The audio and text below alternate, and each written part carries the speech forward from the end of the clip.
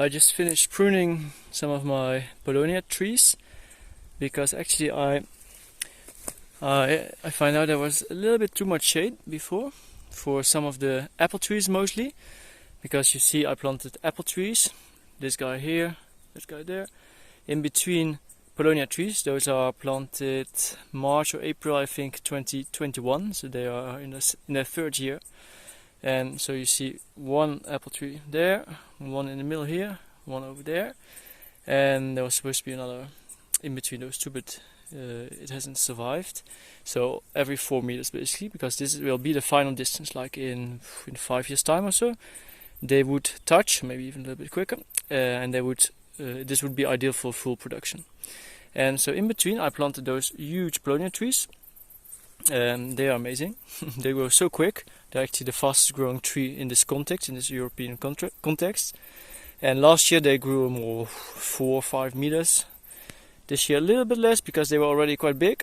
But actually I pruned some of them to 1.5 meters height or so, at 1.5 meters, and they regrew basically. They have regrown this year, the entire length they'd reached last year, so it's impressive. But you know what, so as I said earlier, there was a little bit too much shade for ideal growth also here in the red fruits that are growing underneath basically those trees. So this is the first row with red fruit. You see now it's, what is it, it's 3 p.m. and this is quite good. It's like half shade, half sun. This is great. It's perfect for strawberries in this Mediterranean context. But here you see I have more shade, which is actually not due to those Bologna trees, but to trees located up there. And the Polonias, especially those ones over there, they add a little bit more sunlight, and those guys, they add a lot of sunlight. Sorry, I should say they add they add a lot of shade to the system. And those guys, they add a lot of shade in the morning because the sun rises over there. So until 12 or so, until noon, there won't be much direct sunlight. That's why I pruned basically all the lower leaves, because there were leaves going down all the way down there, and I cut down all those leaves. So why? Because the sun, when it's 8, 9, maybe till 10 a.m., it's still at a low angle, so maybe at 10 it reaches that angle, and that's when the leaves start to provide shade. But early morning, most of the sunlight actually comes through, especially to the first row on the other side, because here of course the raspberries, they block a little bit of sunlight in the morning. But in that way there's already more shade to the system, so I pruned all the lower leaves. Then I also pruned some other actually some of the sticks. So here you see some of the prunings that I just collected to show you. So here you have a lot of Polonias. Look at the size of those leaves. They are giant monsters. It's amazing.